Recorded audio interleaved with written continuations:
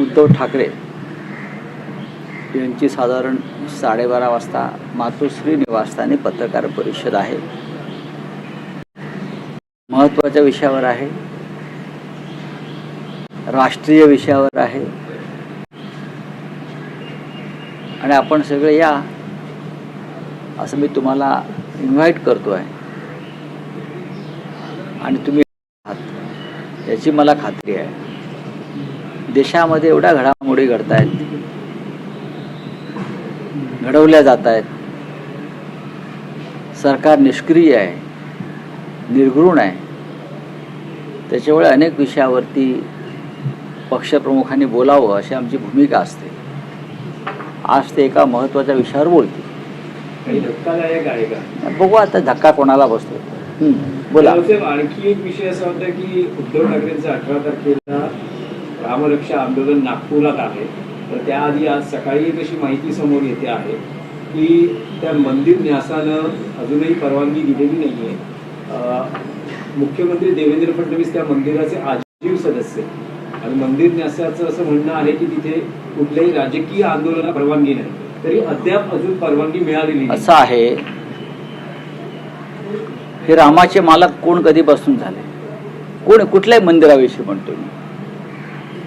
आम्ही अद्याप परवानगी मागितलेली नाही. मी उद्या नागपुरात जाईन, त्यानंतर हे मंदिरा संदर्भातलं जे काम आहे ते कुठे करायचं. बरं, आम्ही रामरक्षा म्हणणार आहोत ना, आम्ही हनुमान चालीसा म्हणणार आहोत.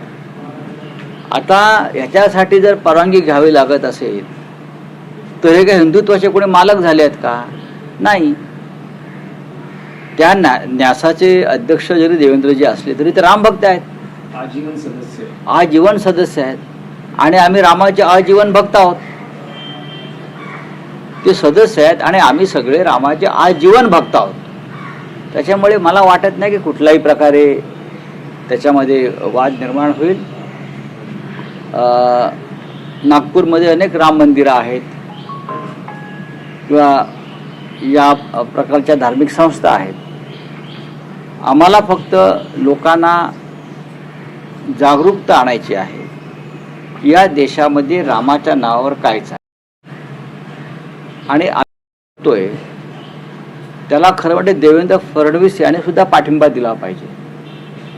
कारण ते आजीवन सदस्य आहेत ना आणि ते करसेवेला गेले होते असं म्हणतायत. ज्या रामाच्या करसेवेला ते गेले ते राम मंदिर जर लुटलं जात असेल तर देवेंद्र असतील किंवा त्यांनी निर्माण केलेली राम मंदिरं असतील, त्या सगळ्या पुजाऱ्यांनी भक्तांनी आमच्या आंदोलनात सहभागी व्हावं. मी तर देवेंद्र फडणवीस यांना खुला निमंत्रणच देतोय. मग जर ते त्या न्यासाचे आजीवन सदस्य असतील तर जरूर